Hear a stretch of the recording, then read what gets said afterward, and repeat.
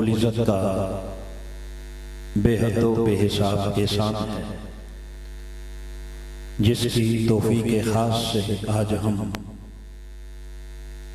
रमज़ानुल मुबारक की इन पुरनूर सातों में नमाज फजर के बाद तहरीक मिनहाजुल कुरान कोटला अरब अली खान के ज़ेरे एहतिमाम 5 रोज़ा दरूस इरफानुल कुरान की आज इस तीसरी मुक़द्दस मुबारक और पाकीज़ा मजलिस में हाजिर है।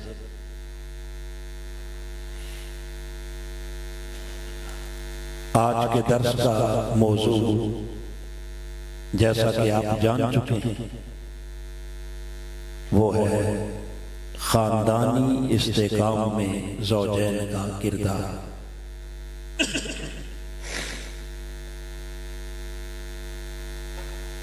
कबल इसके कि हम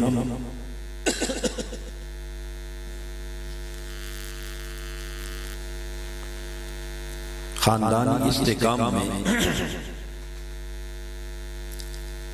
किरदार ज़ौजैन पर बात करें, सबसे पहले इस अमर का जायजा लेते हैं कि खानदान की इस्लाम में अहमियत क्या है, और फिर खानदान के इस्तेकाम से मुराद क्या है। रब्बे कायनात ने कायनात इंसानी के पहले खानदान का जिक्र सूरह अन-निसा की आयत नंबर 1 में इरशाद फरमाया, या अय्युहन नास इत्तक़ू रब्बकुमुल्लज़ी खलक़कुम मिन नफ्सिन वाहिदा। ऐ लोगो, उस रब से डरो जिसने तुम्हें एक वजूद से पैदा किया, और वो पहला वजूद कौन सा था? हजरत आदम अलैहिस्सलाम का वजूद। व खलक़ मिन्हा ज़ौजहा, फिर उसी वजूद आदम से अल्लाह ने उनका जोड़ा बनाया, अम्मा हव्वा सलामुल्लाह अलैहा की सूरत में। फिर फरमाया, व बस्सा मिनहुमा रिजालन कसीरन व निसाअ, फिर उस पहले इंसानी जोड़े से रब्बे कायनात ने कसीर तादाद में मर्द भी पैदा किए और औरतें भी पैदा की। तो यूं आदम और हव्वा का पहला जोड़ा और उनसे मर्दो जन का पैदा होना, यानी आदम और हव्वा के यहाँ बेटों का पैदा होना, बेटियों का पैदा होना, ये कायनात इंसानी का पहला खानदान है जिसका जिक्र खालिक कायनात कुरान मजीद में कर रहा है। और आगे फरमाया, फिर डरो उस रब से, वत्तकुल्लाहल्लज़ी तसाअलून बिही वल अरहाम, जिसके नाम पर तुम एक दूसरे से मामलात करते हो, लेन देन करते हो। वल अरहाम, और अरहाम के मामले में यानी अपने खूनी रिश्तों के हुकूक की अदायगी में भी अल्लाह से डरते रहो। आदम और हव्वा और उनके यहां बेटे बेटियों की सूरत में औलाद, ये है इंसानियत का पहला खानदान। और अरहाम के हुकूक की अदायगी के बारे में खालिक कायनात का अपना डर सुनाना, यह है उस पहले खानदान का इस्तेकाम। ये तो सूरह अन-निसा की आयत नंबर 1। फिर आगे चले तो सूरह नहल की आयत नंबर 72 72, जहां एक मर्तबा फिर खालिक कायनात ने इंसानी खानदान का जिक्र करते हुए फरमाया, वल्लाहु जअल लकुम मिन अनफुसिकुम अज़वाज, वही रब है जिसने तुम्हारे वजूद से तुम्हारा जोड़ा बनाया। व जअल लकुम मिन अज़वाजिकुम बनीना व हफ़दा, और फिर तुम्हारे उस जोड़े से तुम्हारे रब ने तुम्हारे यहां बेटे बेटियां भी अता किए व हाफादा और पोते पोतियां नवासे नवासियां भी अता किए। तो यूं इंसानियत का जोड़ा और उससे बेटे बेटियों का और पोते पोतियों और नवासे नवासियों का बयान करके खालिक कायनात ने इंसानी खानदान का जिक्र कुरान मजीद की सूरह नहल में फरमाया।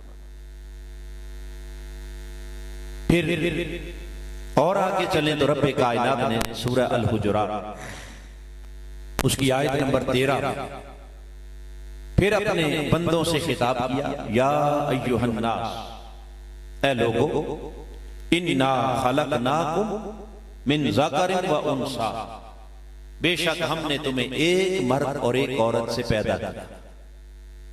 अब साफ जाहिर है पहले मर्द आदम अलैहिस्सलाम और पहली औरत हजरत हव्वा सलामुल्लाह अलैहा, और फिर उनके बाद आज तक और आइंदा कयामत तक जिसकी भी पैदाइश होगी एक मर्द और एक औरत के जरिए, एक शोहर और एक बीवी, एक बाप और एक माँ, इन दोनों के मिलाप से हमने तुम्हें पैदा किया। और पैदा करके आगे फरमाया वजअलनाकुम शुऊबन व कबाइला, फिर हमने खुद ही तुम्हारे खानदान भी बनाए और खुद ही तुम्हारे कबीले भी बनाए। यहां से पता चला कि खानदानों और कबीलों का वजूद ये इंसान का खुद साख्ता वजूद नहीं।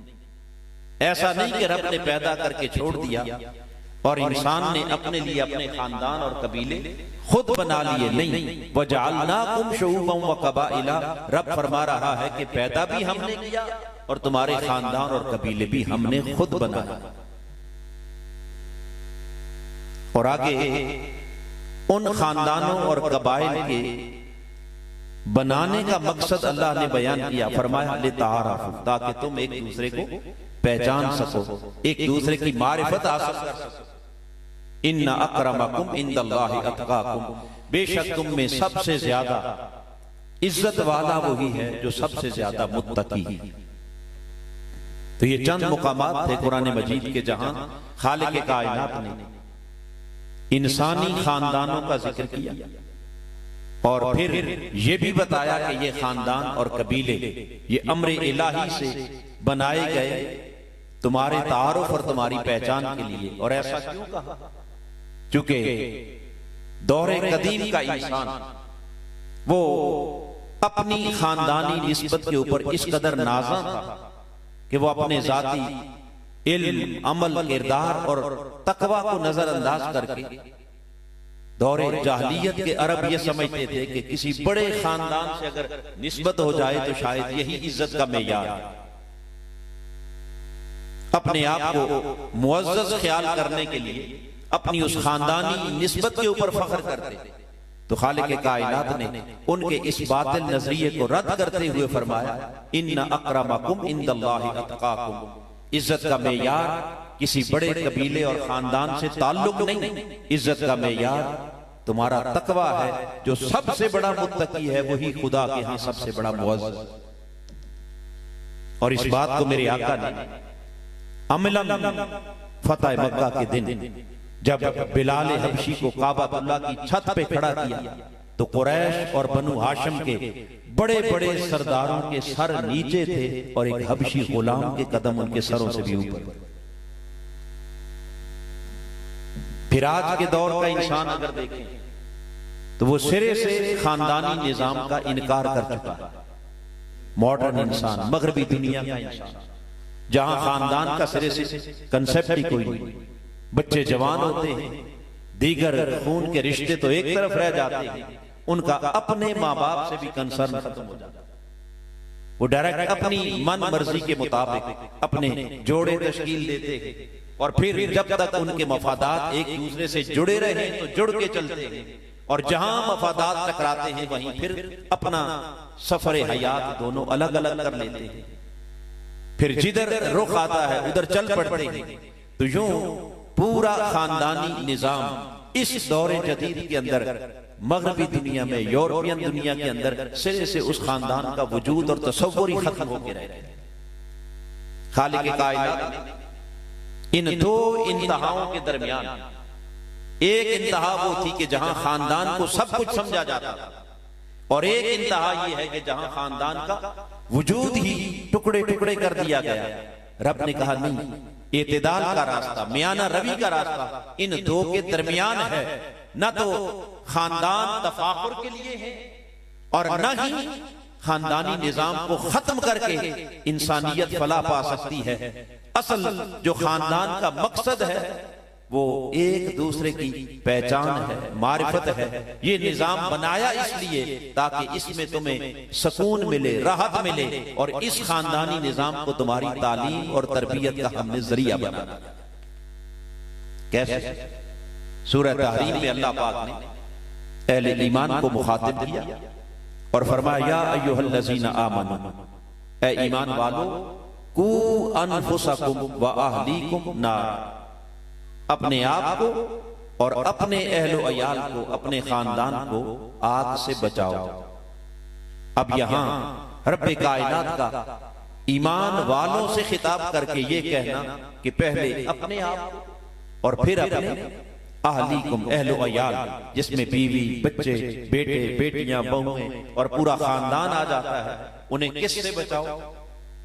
बोलिए, कौन सी आग?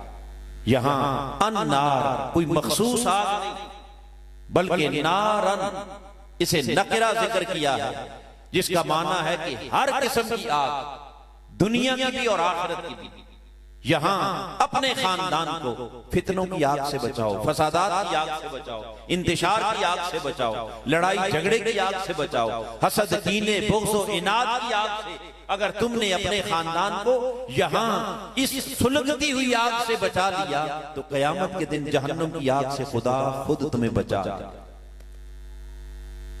लिहाजा यह है उस खानदान का मकसद कि अपनी नस्लों की सही मानों में तरबियत करना, और यही आइडियल खानदान, ये अल्लाह के नेक, महबूब और मुकर्रब बंदों की आरज़ू, अल्लाह के महबूब और मुकर्रब बंदों की जुस्तजू है, यही उनकी इल्तिजा है।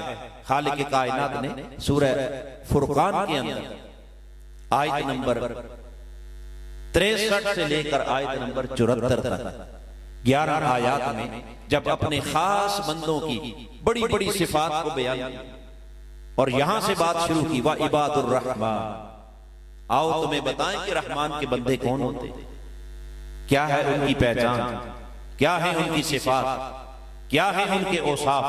तो खालिक कायनात ने 11 आयात में 15 औसाफ बयान किया। उनकी इबादतों का जिक्र, उनके रात का क़याम, उनके सजदे, उनकी आजिज़ी, इनके सारी, उनकी पारसाई और उनकी आला सीरत और उनके पाकीज़ा किरदार को जहां बयान किया, वहां रब्बे कायनात ने अपने उन खास बंदों की दुआओं और इल्तिजाओं का जिक्र करते हुए फरमाया, वो अपने रब के हुजूर जब मांगते हैं तो क्या अर्ज करते हैं, रब्बाना हब लना मिन अज़वाजिना व ज़ुर्रिय्यातिना क़ुर्रता अयुनिन वजअलना लिलमुत्तक़ीना इमामा। बारी ताला हमें अपनी बारगाह से वो अज़वाज और वो ज़ुर्रियत, यानी हमारे ज़ुर्रियत और हमारी नस्ल को, औलाद को ऐसा बना दे, ऐसा खानदान अता कर जिन्हें देखकर हमारी आंखों की ठंडक नसीब। तो गोया अपने खानदान को आंखों की ठंडक बनाना और अपने आप को और अपने खानदान को जहन्नम की आग से बचाने की जिद्दोजहद करना।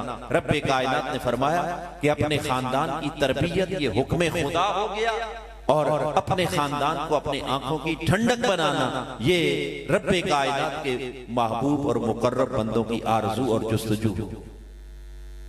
अब आदरीन मुहतरम, जब यहां तक इस खानदानी निजाम की अहमियत को कुरान मजीद वाज़ेह कर चुका, अब देखना यह है कि ऐसा आइडियल खानदान कि जिसमें बंदा मोमिन की आंखों की ठंडक, ऐसा आइडियल खानदान जो यहां भी हर किस्म की आग से बच जाए, जो राहत और सुकून का बायस बन जाए, और आखिरत की आग से, जहन्नुम की आग से भी बच जाए। यानी ऐसा खानदान जो दुनिया में भी कामयाब हो और आखिरत में भी कामयाब हो, ऐसा आइडियल खानदान वजूद में आए तो कैसे?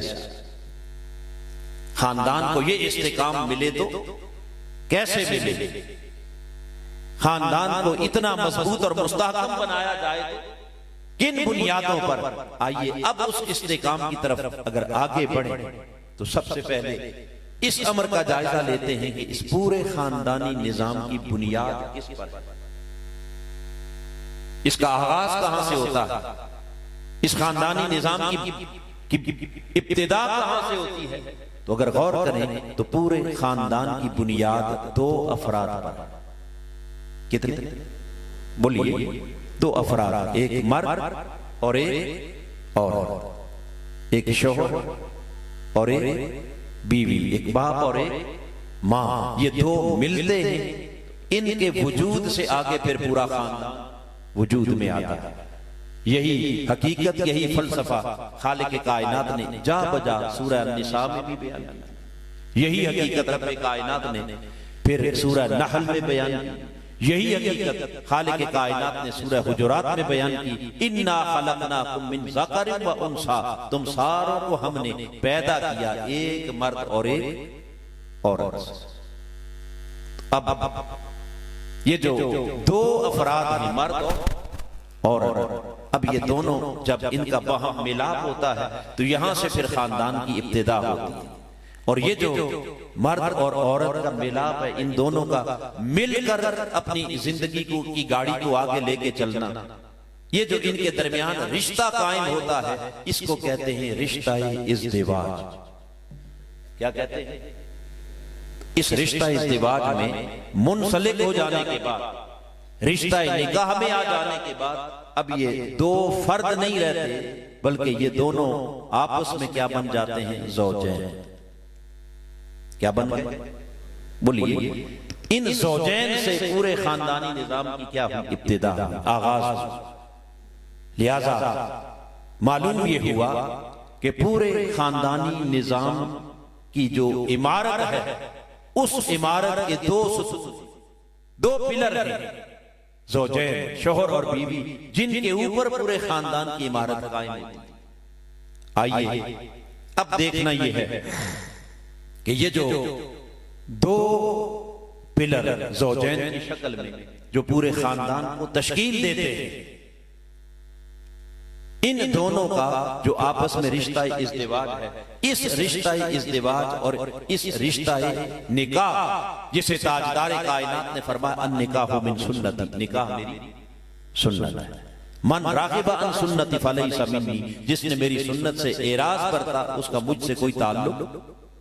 और खाली इतनी बात नहीं कि सिर्फ मेरी सुन्नत, मेरे आका ने अपनी उम्मत के जवानों से खिताब करते थे, उसमें जवान मर्द भी हैं और जवान औरतें भी, सबको मुखातिब करके फरमाया या माशर शबाब, ए मेरी उम्मत के जवानों, जवान बेटों और जवान बेटियों, मन इस्तता मिनकुमुल बाअ फलयतज़व्वज, बस जो कोई तुम में से निकाह की ताकत रखता हो, असबाब हो, वसाइल हो, कोई मजबूरी ना हो, उसे चाहिए कि जवानी की उम्र को पहुंचते ही सबसे पहले अपने निकाह का एहतिमाम। या रसूलल्लाह, इस पर इतना जोर क्यों दिया जा रहा है कि फौरी निकाह का एहतिमाम? फरमाया इन्नहु अगद्दुन लिल बसर व अहसनु लिल फरज, ये निकाह ही एक ऐसा अमल है कि जिसके जरिए तुम्हारी आंखों को तहारत नसीब हो। ये निकाह ही एक ऐसा अमल है जो तुम्हारी निगाहों को पाक कर देता है। व अहसनु लिल फरज, और ये निकाह ही एक ऐसा अमल है जो तुम्हारी इफ्फतों, इस्मतों और तुम्हारे ईमान का मुहाफिज बन जाता है। लिहाजा वो अमल निकाह कि जिसको मेरे आका ने अपनी सुन्नत करार दिया, जिसे ईमान की हिफाजत करार दिया, जिसे निगाहों की हिफाजत का जरिया करार दिया, जिसे इज्जतों, इफ्फतों और इस्मतों की हिफाजत का जरिया करार दिया। देखना यह है कि उस रिश्ता निकाह में मुनसलिक होने के लिए ज़ौजैन को, यानी एक मर्द या एक औरत को जब अपने लिए जोड़े का इंतखाब करना है, तो उस इंतखाब का भी कोई क्राइटेरिया है? अपनी जिंदगी का रफीके हयात बना लिया, उसके साथ रिश्ता निकाह जोड़ लिया? नहीं, अल्लाह के हबीब ने उसके लिए भी एक क्राइटेरिया दिया, एक मेयार दिया, एक उसूल वज़ा किया। और वो क्या? मेरे आका ने फरमाया तुनकाहुल मरअतु लिअरबअ, चार असबाब होते हैं बिल उमूम जिनकी वजह से इस रिश्ता निकाह के अंदर कोई मुंसलिक होता है। कोई मर्द किसी औरत से निकाह करता है या कोई औरत किसी मर्द से निकाह करती है। वो चार असबाब जो बिल उमूम पहले मेरे आका ने बयान किए, फरमाया वाले मालिहा वाले जमालिहा वाले हसबिहा वाले दीनिहा। कभी किसी के माल और दौलत को देखकर आप चाहते हैं कि उसके साथ रिश्ता निकाह में जुड़ जाए, या कभी किसी के हुस्न जमाल को देखकर आप उसे अपने निकाह में लाना चाहते हैं, या कभी उसके खानदानी हसब और नसब को देखकर आप उसके साथ रिश्ता निकाह जोड़ना चाहते हैं, और कभी उसकी दीनदारी से मुतासिर होकर आप उसके साथ शादी करना चाहते हैं। मेरे आका ने ये चार चीजें बयान करके आगे फरमाया फज़फर बिज़ातिद दीन, ए मेरी उम्मत के जवान बेटे और जवान बेटी, अगर अपने लिए जोड़ का इंतखाब करना है तो वो इंतखाब न तो माल और दौलत की बुनियाद पर कर, न हुस्न और जमाल की बुनियाद पर, न ही खानदान और कबीले की बुनियाद पर। ये सारी चीजें सानवी हैं। सबसे पहले जिस चीज को मेयार मेरे आका ने बनाया, फरमाया फज़फर बिज़ातिद दीन, अगर कामयाबी चाहता है तो अपने लिए जो जोड़ा मुंतखब करना है उसमें सबसे पहले दीनदारी को दे, दीन की बुनियाद पर। ये देख के उसके अंदर दीनी कदरें किस कदर है, दीनदारी किस कदर है। अगर दीन की बुनियाद पर अपने लिए जोड़े का इंतखाब किया तो यहां से आपके खानदान की जो बुनियाद है वो मजबूत और मुस्तहकम हो जाएगी, और इस मजबूत और मुस्तहकम बुनियाद के ऊपर वजूद में आने वाला खानदान खुद ब खुद उसका इस्तेकाम उसे नसीब हो जाएगा। अब अगर हम थोड़ा सा अपने अहवाल का भी साथ साथ जायजा लें तो बाप भी बैठे हैं, बेटे भी बैठे हैं, माएं भी बैठी हैं और बेटियां भी बैठी हैं। हम जब रिश्ता इज़्दिवाज में किसी को मुंसलिक अपने बेटे को या बेटी को करना चाहते हैं, उसके लिए जब रिश्ता देखते हैं तो आज तक कभी किसी ने दीन को पहली तरजीह के तौर पर रखा? बोलिए जी। बाप अपने बेटे के लिए जब रिश्ता देखता है किसी बेटी का तो पूछता है कि ये कितनी दीनदार है, और बेटी वाले जब किसी बेटे को देखने जाते हैं कभी पूछा कि ये कितना दीनदार है? क्या देखते हैं? सबसे पहले उसका माल और दौलत ये देखा जाए, ये लड़का क्या करता है, कौन सा कारोबार है, कौन सी जॉब है, कितना कमाता है। लड़के वाले जब लड़की देखने जाते हैं तो इनके पास कितना माल और दौलत है, ये बच्ची अपने साथ क्या लेके आएगी, कितना जहेज लेके आएगी, कितना सामान लेके आएगी। फिर उसके बाद सेकेंडली उसकी शक्ल सूरत को देखा जाता है, और फिर उसके बाद उसके बरादरी कौम को देखा जाता है, किस कौम की है, किस बरादरी से है। कोई शख्स कभी पूछता है कि क्या इसे नमाज भी पढ़ना आती है, क्या इसे वजू का के मसाइल का भी इल्म है, क्या इस बच्चे को या इस बच्ची को कुरान भी पढ़ना आता है? ये सवाल कभी हमने किया? ऊंचा जी, ये सवाल हमने इस तरफ कभी ध्यान, तो सारा ध्यान किस पर? माल पर, जमाल पर, खानदान पर। दीन तो हमारी तरजीहात में ही जब शामिल न रहा तो मेरे आका ने फरमाया फज़फर, अगर कामयाबी चाहता है तो उस कामयाबी की पहली बुनियाद अपने लिए जब जोड़े का इंतखाब करना है तो वो इंतखाब दीन की बुनियाद पर कर। तो जब हमने उस दीन को अपनी तरजीहात में ही शामिल नहीं किया तो इसका मतलब यह है कि हमने इंतखाब जब जोड़े का किया जहां से खानदान की इब्तिदा होनी थी तो वो पहली ईंट ही जब आपने गलत लगा दी, अब उस पर खड़े होने वाले दो पिलर और उन पर कायम होने वाली वो इमारत उसको इस्तेकाम मिले तो कैसे? वो इमारत मजबूत हो तो कैसे हो? उसकी बुनियादों को तो हमने खुद खोखला कर, उसकी जड़ें तो आपने पहले खुद काट, और फिर जब इंतखाब हो गया और उस इंतखाब के बाद दोनों का उस रिश्ते में मुंसलिक होने का वक्त आया जोड़ा बनने का। और वो रिश्ता क्या है? रिश्ता निकाह, जो एक अजनबी मर्द और एक अजनबी औरत को एक दूसरे का महरम बना देते, एक दूसरे का ज़ौज बना देते। अब उस रिश्ता निकाह के अंदर जब मुंसलिक होने की बात आई तो देखना यह है कि उसके तकाजे क्या है। आइए, कायनात इंसानी का पहला रिश्ता इज़्दिवाज और पहली तकरीब निकाह कहां मुनक्किद हुई? कभी गौर किया? जमीन पर नहीं, आसमानों से भी ऊपर पहली तकरीब निकाह अल्लाह ने मुनक्किद की कहां? जन्नत। कहां? किन के दरमियान? आदम और हवा के दरमियान पहली तकरीब निकाह। इस दुनिया के मादी माहौल में नहीं, नफसानी माहौल में नहीं, जन्नत के नूरानी माहौल में, मलाकुती माहौल में। और वो पहली तकरीब निकाह वहां मुनक्किद करके पहले जोड़े को ठहराया कहां? या आदम उस्कुन अंत व ज़ौजुका जन्नत। रब्बे कायनात ने बताना यह मकसूद था कि लोगों, इस तकरीब को कभी तुम सिर्फ एक मादी दुनियावी रस्म न समझना। ये एक बड़ा मुकद्दस रिश्ता है और इस मुकद्दस रिश्ते के लिए पाकीज़ा माहौल चाहिए, इसके लिए बड़ी मुबारक तकरीब चाहिए। तो रब्बे कायनात ने उस तकरीब को मुनक्किद किया कहां? जन्नत में। और चूंकि आदम और हव्वा के बाद अब कयामत तक सारी निकाह की तकरीबात जन्नत में तो नहीं होनी थी, कहां होनी थी? बोलिए, इसी जमीन पर होनी थी।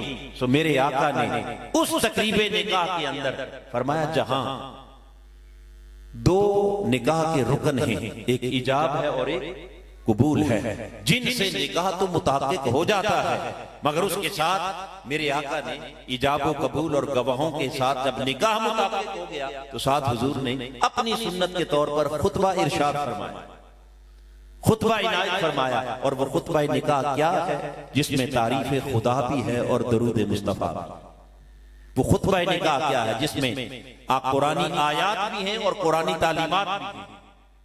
लिहाजा अल्लाह की तारीफ और अल्लाह के रसूल की तारीफ और कुरान की तिलावत और कुरान की आयात और तालीमात कुरान के जरिए फरमाया इस सारी तकरीब को मुतबर्रक बना दिया जाए, मुबारक बना दिया जाए, ताकि अल्लाह और उसके रसूल के जिक्र और कुरान मजीद की तिलावत और कुरान की तालीमात के जरिए उस तकरीब निकाह के अंदर उलूही बराकात शामिल हो।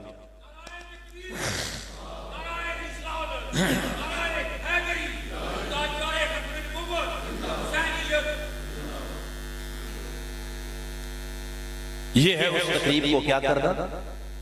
मुबारक बनाना, मुतबर्रक करना, ताकि वो बाबरकत तकरीब हो जाए। क्यों? इसलिए कि जो इस तकरीब निकाह के जरिए आगे जो जोड़ वजूद में आ रहा है, ये कोई आम जोड़ नहीं है, इसके ऊपर पूरे खानदान की इमारत खड़ी हुई है। लिहाजा हाज़रीन मुहतरम, ये तो आका अलैहिस्सलाम ने सुन्नत अता की।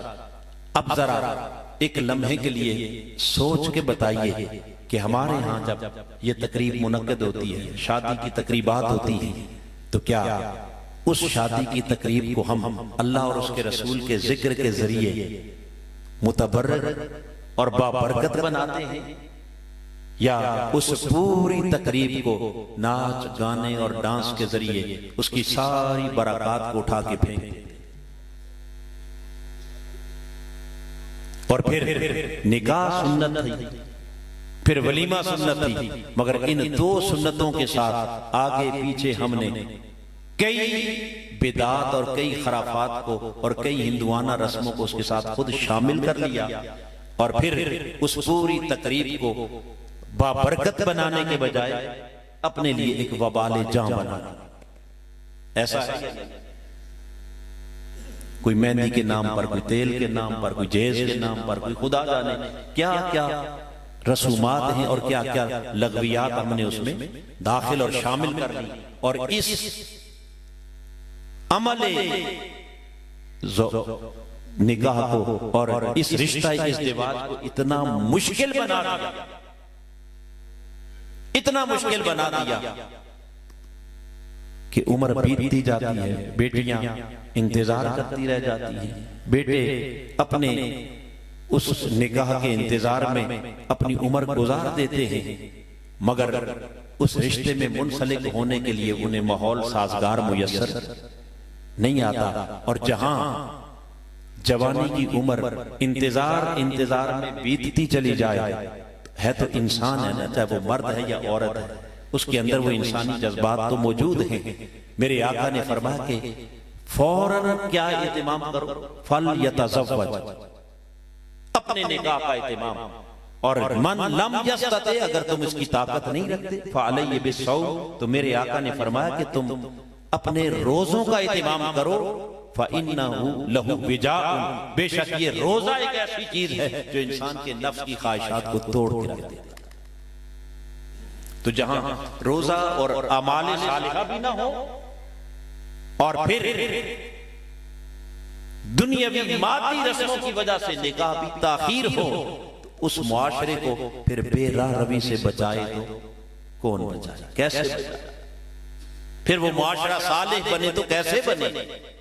हाज़रीन मुहतरम, मेरे आका ने एक तरफ अमाल सालिहा की तरगीब दिलाई और दूसरी तरफ इंसानी फितरत को सामने रखते हुए फरमाया तुम्हारे जज्बात की जो सही और जायज तस्कीन का जरिया है वो तुम्हारा निकाह है। इसे मुश्किल न बनाओ, बल्कि इसे क्या आसान बनाना, इसे दुनिया की रस्म न बनाओ, बल्कि इसे मुबारक तकरीब बनाओ, ताकि इसमें अल्लाह की तारीफ भी हो, अल्लाह के रसूल पर दरूद और सलाम भी हो, इसमें कुरान की तिलावत भी हो, कुरानी आयात भी हो, कुरानी तालीमात भी हो। मगर कितने दुख की बात है कि उस पूरी तकरीब के अंदर खुतबा एक रस्मी चंद जुमले होते हैं, 2 मिनट के लिए इमाम साहब पढ़ते हैं और किसी को कोई खबर नहीं होती कि इस खुतबा में क्या कहा गया, क्या पढ़ा गया, किसकी तारीफ हुई, किसका जिक्र हुआ, कौन सी तालीम दी गई। बिल उमूम चुके सूरह अन-निसा की यही पहली आयत करीमा हर खुतबे में शामिल होती है, जिसमें 2 मरतबा रब ने कहा वत्तकुल्लाह वत्तकुल्लाह, डरो अल्लाह से, डरो अल्लाह से। तो जिस आयत का आगाज भी तकवा से, जिसका इख्तिताम भी तकवा से, उसकी तरफ ध्यान किसी का नहीं। और हमारे निकाह की तकरीब का आगाज भी डांस से हो रहा है, गाने से हो रहा है, खुली फाशी और बेहयाई से हो रहा है, और रुखसती और इख्तिताम भी नाच गाने और डांस पर हो रहा है, खुली शैतान की पैरवी हो रही है। तो मुझे सच बताइए कि जब आगाज ही हमने रहमान के उसूलों को नजरअंदाज करके शैतानी पैरवी में किया, वहां से उन ज़ौजैन के उस रिश्ते की बुनियाद रखी जिन पर खानदान की इमारत कायम होनी थी। सच बताइए वो इमारत मजबूत हो तो कैसे, मुस्तहकम हो तो? खालिक कायनात ने फरमाया वला तत्तबिउ खुतुवात शैतान, लोगों शैतान की पैरवी न करना, इन्नहु लकुम अदुव्वुम मुबीन, बेशक वो तुम्हारा बड़ा खुला दुश्मन है। मगर दुख की बात यह है कि आज हम उसी दुश्मन की पैरवी करते हैं। हमारे जवान बेटे बेटियां किन्हें आइडियलाइज करते हैं? वो जो फनकार हैं, अदाकार हैं, उनकी तकरीबात, उनकी शादियां देखकर उनको आइडियल समझकर अपने आप को उसी रंग में डालने की कोशिश करते हैं। मगर कभी ये देखा कि उन अदाकारों और उन फनकारों की शादियों का अंजाम क्या होता?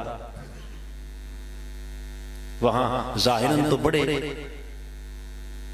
नाच गाने डांस और तरह तरह की फाशी और बेहयाई होती है, मगर उसका एंड क्या होता है, उसका अंजाम क्या होता है?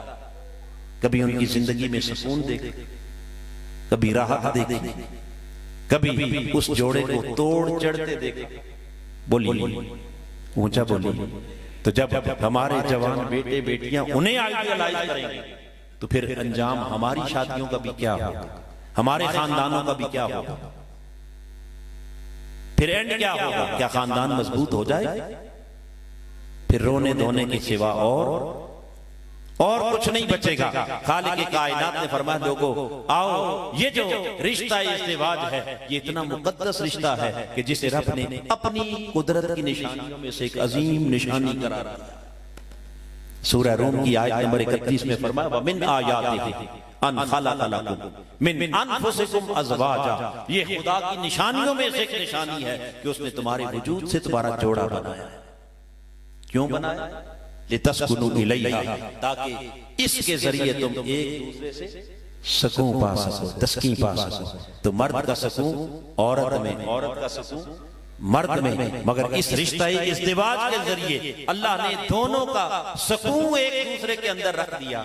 और अगले लफ्ज़ फरमाया वजअल बैनकुम मवद्दतन व रहमा, फिर उस खुदा ने तुम्हारे दरमियान मोहब्बत और रहमत के पाकीज़ा जज्बात रख दिए। यहां एक बात फिर बड़ी काबिल ध्यान है, वो ये कि रब्बे कायनात ने सबसे पहले इंसानी जोड़ा बनाने की बात ज़ौजैन की, और फिर उसके बाद फरमाया वजअल बैनकुम मवद्दतन व रहमा, फिर उस रब ने तुम्हारे दिलों में, यानी उन ज़ौजैन शोहर और बीवी के दिलों में एक दूसरे के लिए क्या रखी? मोहब्बत रखी, शफकत रखी, रहमत रखी। यहां से जो खास नुक्ता मालूम होता है वो ये कि अल्लाह के यहाँ हकीकी मोहब्बत वही है जो रिश्ता निकाह में मुंसलिक होने के बाद दोनों के दिल में डाली जाए। जो इस पाकीज़ा रिश्ते में मुंसलिक होने के बाद जो मोहब्बत के जज्बात हैं वो उलूही मोहब्बत है, वो रहमानी मोहब्बत है। और इस रिश्ते में मुंसलिक होने से पहले दो अजनबी लोगों की, एक अजनबी मर्द, एक अजनबी औरत, एक गैर महरम मर्द, एक गैर महरम औरत, उनके दरमियान जो मोहब्बत की कहानियां हैं, मोहब्बत के किस्से हैं, जो मोहब्बत के अफसाने हैं, याद रखना कि ऐसी किसी मोहब्बत की कोई हैसियत कुरान और हदीस में और आका की शरीयत के मुताबिक उस मोहब्बत का कोई जवाब, उस मोहब्बत का कोई वजूद नहीं, बल्कि वो सब क्या है? एक शैतानी खेल, वो शैतानी वसवसे हैं, वो शैतान के बुने हुए जाल हैं जिसमें वो मेरे आका की उम्मत के जवान बेटों को भी और बेटियों को भी फंसाना चाहता है। रहमानी मोहब्बत वो किसी गैर महरम और अजनबी से नहीं, उस मोहब्बत की इब्तिदा होती है वजअल बैनकुम मवद्दतन व रहमा। वो कहता है पहले अपने आप को इस पाकीज़ा रिश्ते में मुंसलिक करो, फिर हम तुम्हारे दिल में उस पाकीज़ा मोहब्बत के जज्बात उंडेल देंगे जो मोहब्बत हमने अपने मुस्तफा और खदीजतुल कुबरा के दिल में एक दूसरे के लिए रखी थी, जो मोहब्बत अम्मा आयशा सदीका और ताजदारे कायनात के कल्बे मुबारक में एक दूसरे के लिए रखी थी, जो मोहब्बत हमने सैयदा कायनात फातिमा ज़हरा और मौला अली अल मुर्तज़ा को अता की थी, उस मोहब्बत का अगर फैज़ चाहते हो तो वो फैज़ तुम्हें तब मिलेगा जब अपनी मोहब्बत की इब्तिदा इस पाकीज़ा रिश्ते में जुड़ जाने के बाद करो। और फिर खाली मोहब्बत नहीं बल्कि मवद्दतन व रहमा, रब ने कहा इस पाकीज़ा रिश्ते में आ जाने के बाद जो हम मोहब्बत अता करेंगे वो महज मोहब्बत नहीं होगी बल्कि उसमें खुदा की रहमत भी शामिल हो जाएगी, उसका करम भी शामिल हाल हो जाएगा। फिर वो तुम्हारे खानदान के लिए इस्तेकाम का जरिया बन जाएगी वो मोहब्बत और रहमत। और अगर तुमने उसके उसूलों को नजरअंदाज कर दिया, आज जरा एक लम्हे के लिए सोचिए कि हम बिल्कुल उल्टी चाल चलते हैं। इस पाकीज़ा रिश्ते के अंदर मुंसलिक होकर मोहब्बत का आगाज करने के बजाय पहले मोहब्बत की कहानी शुरू होती है और फिर जब ये पाकीज़ा रिश्ता जुड़ता है तो आहिस्ता आहिस्ता वो मोहब्बत के जज्बात कम पड़ना शुरू हो जाते हैं, मोहब्बत का भूत उतरना शुरू हो जाता है और फिर आपस में इख्तिलाफात, लड़ाइयाँ, झगड़े, फिर दूरियां आना शुरू हो जाती हैं। रब ने कहा कि अपनी मोहब्बतों की इब्तिदा पहले से नहीं बल्कि इस रिश्ते में मुंसलिक होने के बाद करोगे तो खुदा की रहमत शामिल होगी और वो खुदा की रहमत फिर तुम्हें कभी टूटने नहीं देगी, तुम्हें ऐसा जोड़ के रखेगी कि तुम्हारे वजूद से फिर पूरे खानदान का इस्तेकाम। तो ये उसूल हैं जो रब्बे कायनात ने अता किए। अगर इन उसूलों को अपनी जिंदगी में अप्लाई किया जाए तो खानदान खुद ब खुद मजबूत और मुस्तहकम होते चले जाते हैं। चूंकि इस्तेकाम इन दो के साथ जुड़ा हुआ है, ज़ौजैन के साथ, शोहर और बीवी के साथ। सो खालिक कायनात ने इन दोनों के बाहमी किरदार को कुरान मजीद की सूरह बकरा के अंदर भी बयान और वहां इरशाद फरमाया कि तुम्हारा एक दूसरे के लिए किरदार क्या होना चाहिए, कैसा होना चाहिए। फरमाया हुन्ना लिबासुल लकुम व अंतुम लिबासुल लहुन।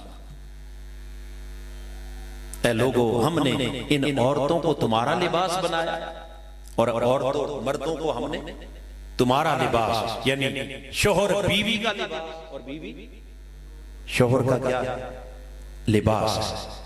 अब लफ्ज तो एक है ना लिबास, मगर कभी इसमें गौर किया कि ये लिबास क्या क्या फायदे देता है?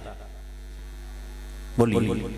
इस लिबास का पहला फायदा यह है कि ये इंसान के सतर को ढांपता है। हर मर्द अपनी बीवी का पर्दापोश और हर बीवी अपने शोहर की पर्दापोश। माना यह है कि इंसान याद रख ले कि अल्लाह के सिवा कोई भी कामिल कोई नहीं, कामिल जात अल्लाह की है, मासूम अल्लाह के नबी की जात है। बाकी हर इंसान उसमें कमियां भी हैं, कोताहियां भी हैं और उसमें अच्छाइयां भी हैं, सिफात भी हैं, कमजोरियां भी हैं।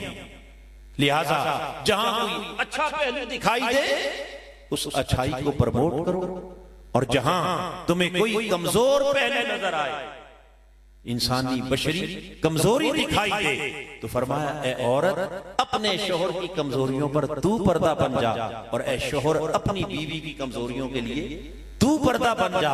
एक दूसरे को खानदान के सामने रुसवा न करना, एक दूसरे की कमजोरियों को उछालना नहीं, एक दूसरे के ऐबों को फाश नहीं करना, बल्कि उन पर पर्दा डालकर हाँ इस्लाह भी करनी है तो तन्हाई में जाकर अपने खानदान के सामने, बहन भाइयों के सामने, माँ बाप के सामने, बच्चों के सामने नहीं उलझना नहीं, बल्कि एक दूसरे की कमजोरियों पर जब दोनों पर्दा बन जाओगे तो खालिक के कायनात ने फरमाया यूं तुम्हारा आपस का ताल्लुक मजबूत और मुस्तहकम हो जाए।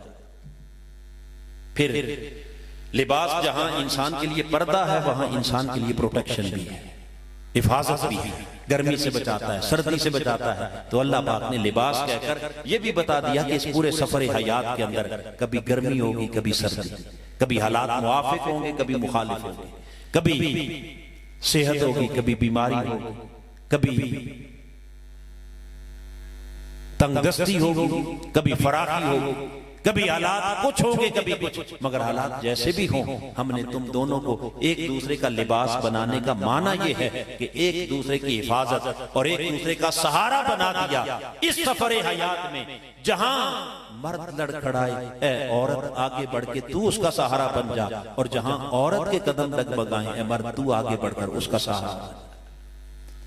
तो जब दोनों जिंदगी के इस मुश्किल सफर के अंदर एक दूसरे का सहारा बन के चलेंगे तो यकीनन फिर आपस में इख्तिलाफात की नौबत नहीं आएगी। दो और तीसरी चीज अल्लाह पाक ने फरमाया कि इस लिबास को हमने तुम्हारे लिए क्या ज़ेब व ज़ीनत का जरिया बनाया। लिबास क्या है? ज़ेब व ज़ीनत है, ये इंसान का वकार है। लिबास उतर जाए तो इंसान किसी के सामना करने के काबिल रहता है। इस लिबास के साथ ही तो सारा वकार है। तो अल्लाह पाक ने दोनों को एक दूसरे का लिबास करार देकर यह बताया कि औरत तेरा वकार तेरे शोहर से है और शोहर तेरा वकार तेरी बीवी से है। ये इज्जत, वकार, शान और शौकत, ये जाहिरी आपकी आराइश, ज़ेबाइश और ज़ेब व ज़ीनत ये तुम्हारे इस रिश्ते की वजह से है। खुदा ना करे कभी ये रिश्ता न रहा, लिबास उतर गया तो तुम किसी के को चेहरा दिखाने के और जिंदा रहने के काबिल रहोगे। यह बात है कि जब अल्लाह की नेमत होती है तो उसकी कदर इंसान को नहीं होती, मगर जब नेमत छिन जाए पूछो उस खातून से कि जिसके सर से उसके शोहर का साया उठ गया, और पूछो उस मर्द से कि जिसके जीते जी उसकी रफीका हयात उससे बिछड़ गई। जिंदा तो दोनों हैं मगर वो चलते फिरते जमीन के ऊपर लाशें हैं। उनकी जिंदगी का हुस्न, उनकी जिंदगी की रहनाइयां, उनकी जिंदगी का सारा वकार और तमकनत छिन गई, जिनसे उनका लिबास छिन गया। हाज़रीन मुहतरम, खालिक कायनात ने फरमाया ए बंदे, बाद में जो तूने कदर करनी है इसे अपने लिबास के तौर पर अपनी जिंदगी के अंदर दोनों एक दूसरे की क्या करो, कदर को पहचानो। अगर तुमने इस कदर को पहचान लिया तो तुम्हारे इस बाहमी किरदार की वजह से तुम्हारा पूरा खानदान मुस्तहकम हो जाए, और अगर ये किरदार अदा न किया तो फिर पूरे खानदान को इस्तेकाम से महरूम करने का सबब भी तुम दोनों बनो। चूंकि मियाँ बीवी अगर आपस में उनका इस्तेकाम हो तो आगे बच्चों पर भी अच्छे असरात होते हैं और ऊपर उनके दोनों के वालिदैन भी खुश रहते हैं। और अगर दोनों के दरमियान हालात कशीदा हो जाए तो ऊपर दो फैमिलियां वो भी परेशान होती हैं और नीचे बच्चों के ऊपर भी उनके अच्छे असरात मुरतब नहीं होते। तो लिहाजा इन दोनों के ताल्लुक पर कुरान ने जगह जगह जोर दिया। अब आइए अगर दोनों के अलग अलग किरदार पर भी चंद जुमले अगर मैं अर्ज करूं तो पहले शोहर को अल्लाह पाक ने अपने खानदान का सरबराह बनाया।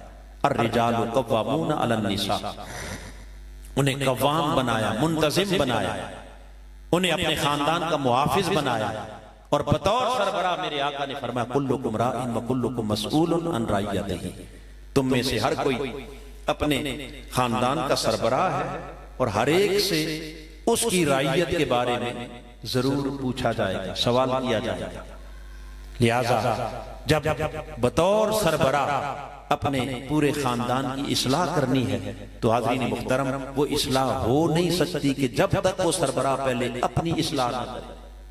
अपने आप को आइडियल बनाना होगा, अपने आप को पूरे खानदान के लिए क्या बीवी बच्चों के लिए नमूना बनाना होगा। और नमूना बनाने के लिए सबसे पहले उसे इल्म चाहिए, फिर उस इल्म के मुताबिक उसे अमल चाहिए। क्योंकि मेरे आका ने फरमाया तलबुल इल्म फरीदतुन अला कुल्ली मुस्लिम, हर मुसलमान पर इल्म का हुसूल फर्ज कर दिया गया। कौन सा इल्म जिसका हासिल करना हर मुसलमान पर फर्ज करार दिया गया? फरमाया वो इल्म जिसके बगैर आप फराइज और वाजिबात को अदा न कर सके, वो इल्म जिसके बगैर ना हुकूकुल्लाह अदा हो सके ना हुकूकुल इबादत अदा हो सके। तो बुनियादी वो जरूरी इल्म हर मुसलमान के लिए हासिल करना क्या है? फर्ज है, ताकि उसे फराइज व वाजिबात का इल्म भी हो, हुकूकुल्लाह और हुकूकुल इबाद का इल्म हो। और फिर खाली इल्म नहीं बल्कि उसके मुताबिक उसका अमल भी हो। उसमें नमाज भी है, रोजा भी है, हज ज़कात है, तस्बीह है, तिलावत है। और फिर उसके साथ हुकूकुल इबाद, और हुकूकुल इबाद में सबसे पहला हक खानदान के सरबराह के तौर पर उसका यह है कि वो अपने खानदान की रिज़्क़ हलाल से परवरिश करे। मेरे आका ने फरमाया ताला को कसबिल हलाल फरीदतुन बादल फरीदा, फरमाया कि अल्लाह के फराइज को अदा करने के बाद किसी इंसान के ऊपर सबसे पहला फर्ज यह है कि वो रिज़्क़ हलाल के जरिए अपने खानदान की परवरिश करे, उनकी जरूरियात को रिज़्क़ हलाल से पूरा करे। तो हाज़रीन मुहतरम ये तो बतौर खानदान के सरबराह के मर्द की जाती जो सिफात हैं या जाती जिम्मेदारियां होंगी।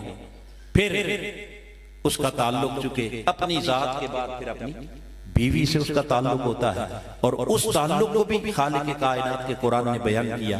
फरमाया व आशिरूहुन्ना बिल मारूफ, ऐ लोगों अपनी बीवियों के साथ हमेशा हुस्न सलूक का मामला किया करो, खैर और भलाई का मामला किया करो, एहसान और भलाई का मामला करो। कैसा?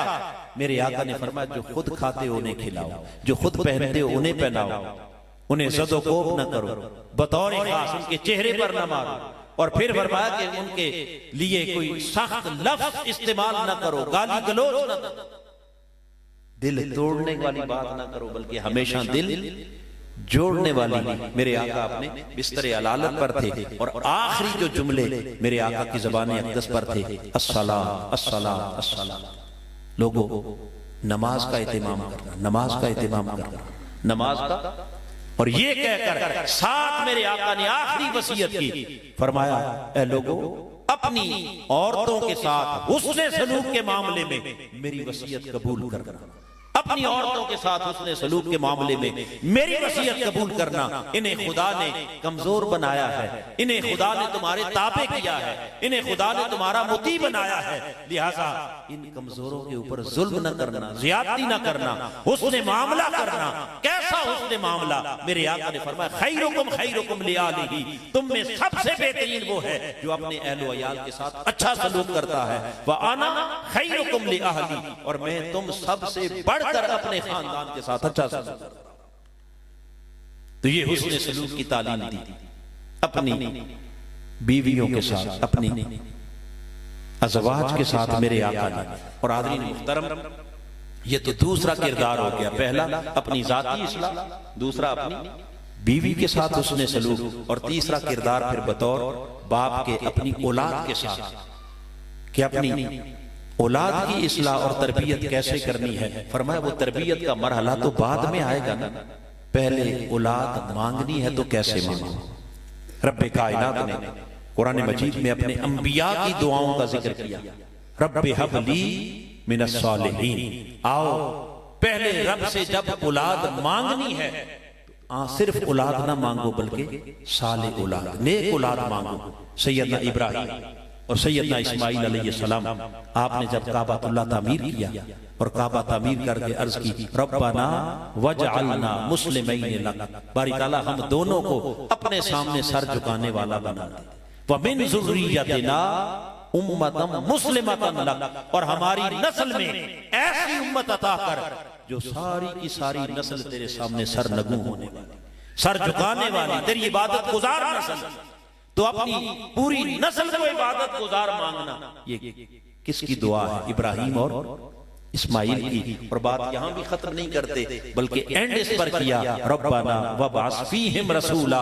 बारी ताला यूं तो अपनी पूरी नस्ल को तेरे सामने झुकने वाला देखना चाहते हैं, मगर उस पाकीज़ा नस्ल में अपना वो आखिरी रसूल भी दे दे जिसके लिए तूने सारी कायनात। फरमाया बेटा मांगना है तो ऐसा मांगो जैसे इब्राहिम और इस्माइल ने मांगा, औलाद मांगनी है तो ऐसे मांगो, और फिर जब वो औलाद नसीब हो जाए तो उनकी तालीम और तरबियत का एहतमाम, उसके लिए उन्हें अच्छा पाकीज़ा माहौल फराहम करना। जैसे सैयदना इब्राहिम अलैहिस्सलाम ने जब हजरत हाजरा और इस्माइल को मक्का की वादी में छोड़ के वापस आने लगे और अर्ज की, रब्बाना इन्नी अस्कनतु मिन ज़ुर्रियती बिवादिन गैरि ज़ी ज़र्इन इंद बैतिकल मुहर्रम। बारी ताला मैंने अपने दूध पीते बेटे और अपनी महबूब ज़ौजा को एक खुले सहरा के अंदर, जहां ज़ाहिरी दुनिया की तो कोई कशिश नहीं मगर एक सहारे पर छोड़ के जा रहा हूं, और वो क्या? इंद बैतिकल मुहर्रम, तेरे हुर्मत वाले घर काबे के पड़ोस में क्यों छोड़ के जा रहा हूं? रब्बाना लियुकीमुस्सलाह, इसलिए इस आग पर छोड़ के जा रहा हूं कि तेरे इस मुकद्दस घर की कुर्बत में रहकर जब ये बेटा बुलूगत की उम्र को पहुंचेगा तो इसके लिए नमाज पढ़ना आसान। हाज़रीन मुहतरम, कभी इस एंगल से भी अपनी औलादों के लिए सोचा? हम चाहते हैं बेटा डॉक्टर भी बने, इंजीनियर भी बने, साइंटिस्ट भी बने, बिजनेसमैन भी बने, बहुत बड़ा कारोबारी भी बने, फुला भी बने, फुला भी बने, मगर कभी सोचा कि मेरी औलाद नमाजी भी बने, नेक भी बने, सालेह भी बने, अच्छा मुसलमान भी बने। सैयदना इब्राहिम अलैहिस्सलाम की एक और दुआ जिसे खालिक कायनात ने बयान किया, रब्बि जअलनी मुकीमुस्सलात, बारी ताला मुझे नमाजी बना दे, व मिन ज़ुर्रियती, और मेरी नस्ल को भी क्या बना दे। ये आरज़ू है सैयदना इब्राहिम की। हमारी आरज़ू क्या है, हमारी चाहत क्या है कि सब कुछ बने, मगर हमने उसके एक अच्छे मुसलमान होने की फिक्र आज तक नहीं की। अल्लामा ने कहा था, यूं तो तुम सैयद भी हो, मिर्जा भी हो, अफगान भी हो, मगर ये तो बताओ कि क्या पहले मुसलमान भी हो। इस मुसलमानी की फिक्र जाती रही। तो हाज़रीन मुहतरम, ये तीन किरदार एक मर्द के, अपनी ज़ाती इस्लाह, अपनी बीवी के साथ हुस्न सलूक और अपने बच्चों की तालीम और तरबियत का एहतमाम, फिर यही तीन किरदार एक औरत के भी हैं बतौर मां के। पहले अपनी ज़ाती इस्लाह, उसी तरह इल्म भी चाहिए, अमल भी चाहिए, नमाज, रोजा, हज, ज़कात, तस्बीह, तिलावत, और उसके साथ फिर जो बतौर मां के, बतौर औरत के एक इजाफी अमल है उसके लिए, वो है अपने पर्दे का एहतमाम। क्या? ला युब्दीन ज़ीनतहुन्ना इल्ला लिबउलतिहिन्ना, कुरान ने कहा कि वो अपनी ज़ेब व ज़ीनत को अपने शौहर के अलावा किसी और के सामने जाहिर न करे, क्योंकि उसका वक़ार, उसकी इज्जत और उसकी शान नुमाइश में नहीं, पर्दे में। किसमें है? बोलिए। ये ज़ाती इस्लाह के हवाले से, और फिर अगला ताल्लुक चूंकि बतौर बीवी उसका अपने शोहर के साथ है, तो जैसे शोहर को कहा कि अपनी बीवियों से उसने सलूक, इस तरह खालिक कायनात ने नेक और सालेह औरतों की तारीफ बयान करते हुए फरमाया, फस्सालिहातु कानितातुन हाफिजातुन लिलगैब, जो सालेह नेक औरतें हैं उनकी पहली सिफत यह होती है कि वो इताअत गुजार होती है। किन? किसकी इताअत गुजार? सबसे पहले अल्लाह की इताअत गुजार, फिर अल्लाह के रसूल की इताअत गुजार, और फिर अपने शोहर की इताअत गुजार। हाफिजातुन लिल गैब, अपने शोहर की अदब मौजूदगी में मुहाफिज होती हैं, उसके घर की मुहाफिज, उसके माल की मुहाफिज, अपनी इज्जत की मुहाफिज, और अपने शोहर के नसब की मुहाफिज। ये दो सिफतें कुरान ने बयान की, किन? सालिहात, नेक औरतों की। तो पता ये चला कि पहली सिफत का इताअत गुजारी। इसका मतलब ये हुआ कि साले खातून वो है जो अपने मर्द से मुकाबला नहीं, बल्कि उसकी इताअत और फरमाबरदारी। क्यों? अर्रिजालु कव्वामूना अलन निसा, क्योंकि मर्दों को अल्लाह ने औरतों पर कव्वाम बनाया है, उन्हें अपनी औरतों के ऊपर रब्बे कायनात ने उस घर का सरबराह बनाया है, और औरतों को उनका मोती बनाया है। लिहाजा सरबराह की सरबराही चलती तब है कि जब उसकी इताअत की जाए, और अगर इताअत ना हो, दोनों मद्दे मुकाबिल आ जाए, तो मुझे सच बताना, जिस रियासत के अंदर दो सरबराह हो जाएं एक ही सतह के, उस रियासत का निजाम चले? बोलिए। खुद खालिक कायनात ने फरमाया कि अगर मेरे सिवा कोई दूसरा इला इस जमीन में होता तो क्या होता? लफसदा, जमीन व आसमान में फसाद पैदा हो जाता। एक खुदा अपनी मर्जी करता, दूसरा अपनी। उसने कहा कि कायनात के निजाम को एक नज़्म के साथ चलाने के लिए जैसे मैंने अपने सिवा कोई दूसरा इलाह नहीं बनाया, इसी तरह हर अच्छी रियासत का निजाम चलाने के लिए वहां एक सरबराह चाहिए। तो घर भी तो एक रियासत है, वहां दो नहीं बल्कि सरबराह। बोलिए। और वो सरबराही किसको अल्लाह ने दी? मर्द को। औरत को क्या पाबंद किया कि उसकी इताअत करनी है, फरमाबरदारी करनी है। किस हद तक? फरमाया जब तक वो हुक्म शरीयत के खिलाफ न दे तूने इताअत करनी है, और जहां हुक्म शरीयत के खिलाफ हो, अल्लाह रसूल के अहकाम के खिलाफ हो, वो कहे नमाज छोड़ दे, तो क्या उसके कहने पर नमाज छोड़ देगी? बोलिए। वो कहे पर्दा उतार दे, क्या उतार दे? वो कहे जरा दुपट्टा गले में डाल के चल मेरे दोस्तों के साथ गेट टुगेदर करने के लिए, फरमाया ऐसी इताअत नहीं। हाँ, जब तक वो अल्लाह रसूल के अहकाम के ताबे हो तो तूने कदम कदम पर इस दर्जा इताअत करनी है। मेरे आका ने फरमाया कि अगर रूए जमीन पर अगर किसी को किसी के सामने सजदे की इजाजत होती तो मैं औरत को हुक्म देता अपने मर्द के आगे से। ये इताअत गुजारी है। तो ये दूसरा किरदार हो गया, एक जाती, और दूसरा अपने शोहर के साथ, और तीसरा किरदार आखिरी अपने बच्चों के साथ। तो बच्चों के लिए फिर उसी तरह जैसे मैंने पहले अर्ज किया कि पहले दोनों मांगे तो क्या मांगे? नेक औलाद, साले औलाद। फिर उस नेक साले औलाद की क्या? तालीम और तरबियत का एहतमाम, और उस तरबियत का ज्यादा बोझ अल्लाह पाक ने मर्द से भी ज्यादा किस पर डाला है? औरत के ऊपर। मेरे आका ने फरमाया अल जन्नत तख्ता अक़दामिल उम्महात, जन्नत मां के कदमों के नीचे रख दी गई। जन्नत का मां के कदमों के नीचे रखना, ये जहां एक तरफ मां की शान है, वहां मां की बहुत बड़ी जिम्मेदारी है। बताना ये मकसूद है कि ए मां, अगर तू अपनी औलाद को जन्नत ले जाना चाहे तो तेरे लिए कोई मुश्किल, इतना आसान कर दिया है हमने तेरे लिए जन्नत ले जाना कि जैसे जन्नत तेरे कदमों में पड़ी है, बस यूं कदम उठाने की देर है, तू अपनी औलाद को जन्नत में दाखिल कर सकता। और अगर मां ना चाहे तो बाप उल्टा भी लटक जाए। वो औलाद की तरबियत, औलाद की इस्लाह, चूंकि औलाद का ज्यादा वक्त बाप के साथ नहीं, किसके साथ? मां के साथ गुजरता है। बाप तो सुबह 8 बजे घर से निकलेगा, शाम कहीं 8 बजे आएगा, कोई 10 बजे आएगा, कोई मजदूरी कर रहा है, कोई जॉब कर रहा है, कोई बिजनेस कर रहा है। तो सारा दिन वो जो मासूम औलाद थी वो किसके साथ? उसने देखा किसे? उसने सुना किसे? वो किसके साथ उठे बैठे? उसने अखलाक सीखना है तो किससे? किरदार हासिल करना है तो किससे? सब कुछ चुके मां से अखज़ करना है। सो अगर मां चाहे तो औलाद को जन्नती बनाना कोई मुश्किल काम? बाबा फरीदुद्दीन गंजे शकर रहमतुल्लाह अलैह, आपकी वालिदा ने कहा था, बेटे फरीद, अपनी विलायत पर नाज न करना, तेरी इस विलायत के पीछे मेरा भी हाथ। बेटे ने कहा, अम्मा जान, मैंने तो बड़ी इबादतें की, रियाजतें की, रातों के क़याम किए, फिर जाकर ये मुकाम मिला। फरमाया बेटे वो तेरी इबादतें रियाजतें बाद में हैं, जरा पीछे मुड़ के देख, तुझे 2.5 साल जब अपनी गोद में उठाया था तो एक दिन भी बगैर वजू के तुझे दूध नहीं मिला।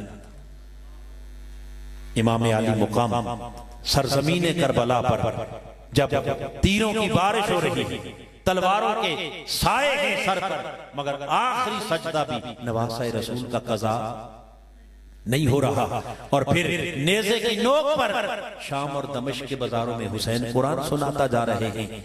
दुनिया किरदारे हुसैन को तो देख रही है, मगर कोई पीछे मुड़ के देखे तो हुसैनी इस अजीम किरदार के भी पीछे तासीर है सैयदा फातिमा ज़हरा के दूध, आगोश सैयदा की तरबियत की।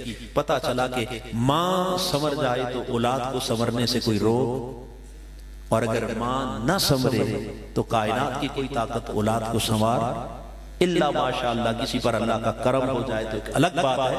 मैं जर्नली बात कर रहा हूं, क्योंकि घर का माहौल ही औलाद को क्या करता है, संवारता भी है, और घर का माहौल ही औलाद को बिगाड़ता भी है। मेरे आका ने फरमाया कुल्लु मौलूदिन यूलदु अलल फितरा, हर बच्चे को हम फितरत सलीमा पर पैदा करते हैं। व अबवाहु युहव्विदानिही व युनस्सिरानिही व युमज्जिसानिही, ये माँ बाप उनकी तरबियत और उनका माहौल है। ये 3 किरदार, मर्द के भी और 3 किरदार बोलिए औरत के भी। पहले अपनी इस्लाह, फिर अपनी बीवी के साथ ताल्लुक, बीवी का अपने शोहर के साथ ताल्लुक, और फिर दोनों का अपनी औलाद के साथ ताल्लुक। ये इस्लाह का जो ताल्लुक है, आखिरी बात ये नरमी का ताल्लुक है, सख्ती का, डंडे के जोर पर इस्लाह नहीं, प्यार के साथ, मोहब्बत के साथ। मेरे आका ने इस्लाह भी की, मगर औलाद से प्यार भी किया, औलाद से। हसनैन करीमैन हुजूर के कंधों पर आकर बैठते, हुजूर की जुल्फों में खेलते। अकरा बिन हाबिस तमीमी एक बड़ा नामवर सरदार था अरब का, हुजूर की खिदमत में आया तो देखा हसनैन करीमैन हुजूर के कंधों पर बैठे जुल्फों में खेल रहे हैं। देख के हैरान हो गया, कहने लगा है मोहम्मद मेरे 10 बेटे हैं, मैंने तो कभी उनको गोद में ऐसा नहीं उठाया। उन सरदारों की बड़ी अकड़ थी। वो कहता है मैंने तो ऐसा काम कभी नहीं किया। मेरे आका ने फरमाया अकरा सुन, मन लम यरहम लम युरहम, बस जो किसी पर रहम नहीं करता खुदा उस पर भी रहम नहीं करता। मन लम यरहम सगीरना व लम युक्किर कबीरना फलैसा मिन्ना, जो छोटों पर शफकत न करे, बड़ों की इज्जत न करे, उसका मेरी उम्मत से कोई ताल्लुक। तो शफकत और मोहब्बत के साथ औलाद की तरबियत, ये तीसरा किरदार है। अगर शोहर और बीवी दोनों अपने ये तीनों किरदार सही तौर पर अदा करने वाले बन जाएं, तो फिर हाज़रीन मुहतरम नस्लें संवर जाती हैं, खानदान मजबूत और मुस्तहकम हो जाते हैं। और ऐसे खानदानों से वजूद में आने वाला जो मुआशरा बनता है, सोसाइटी तश्कील पाती है, फिर वो आम मुआशरा नहीं रहता, बल्कि उसे कहते हैं मुस्तफवी मुआशरा। क्या कहते हैं, ऊंचा बोलिए, ये है मुस्तफवी मुआशरे के खदोखाल।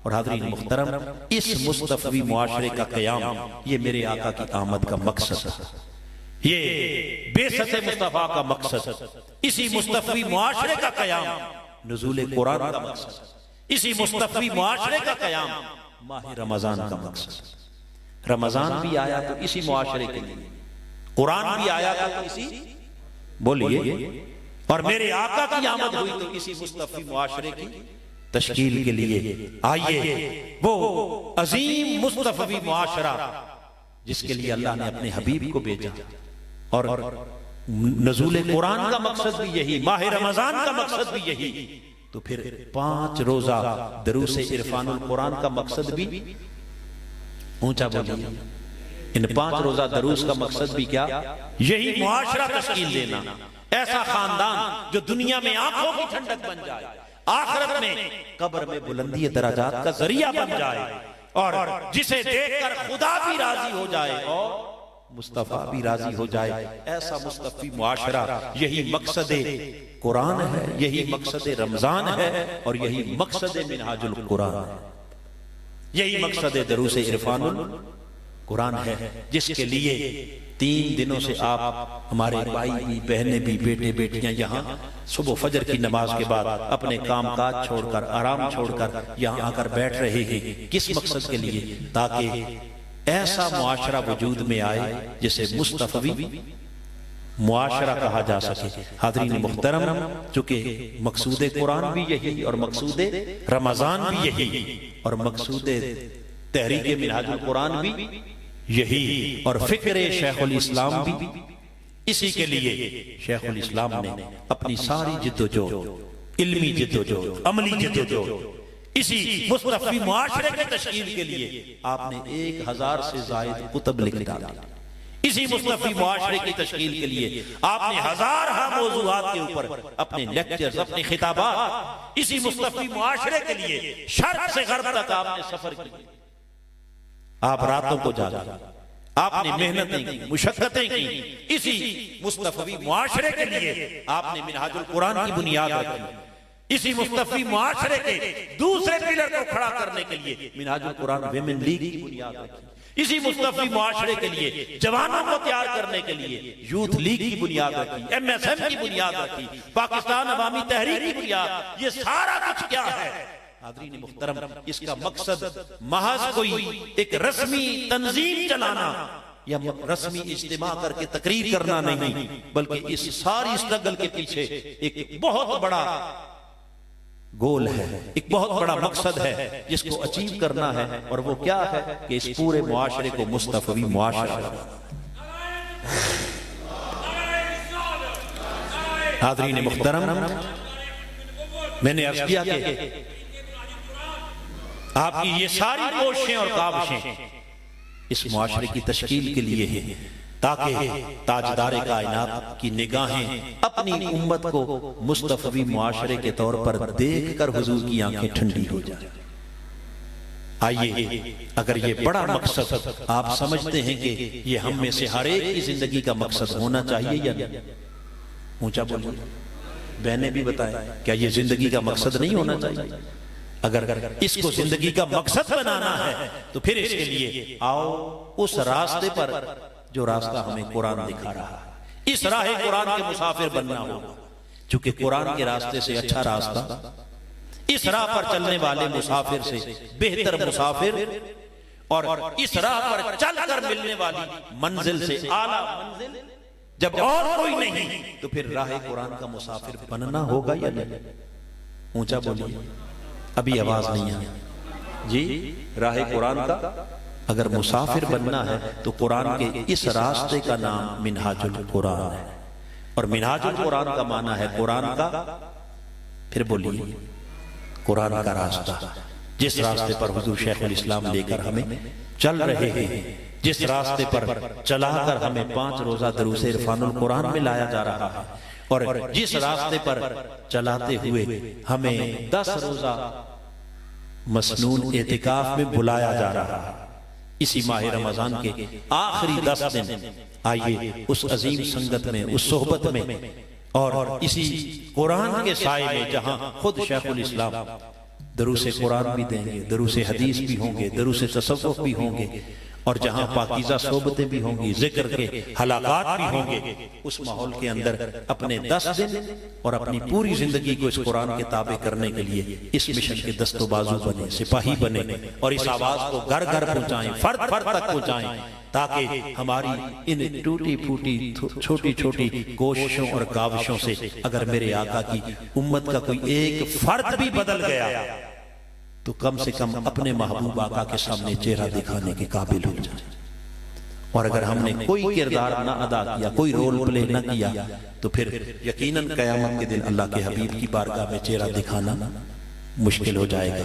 खालिक कायनात हमें इस मिशन का सिपाही बनाए, इस आवाज को घर घर तक पहुंचाने की तौफीक अता फरमाए और हमें खुद भी मुस्तफ़वी किरदार का हामिल बनाए और हमारे पूरे मुआशरे को ऐसा इस्तेकाम बख्शे कि ये दुनिया में आंखों की ठंडक बन जाए, आखिरत में हमारी निजात और हमारी बख्शिश का जरिया बन जाए।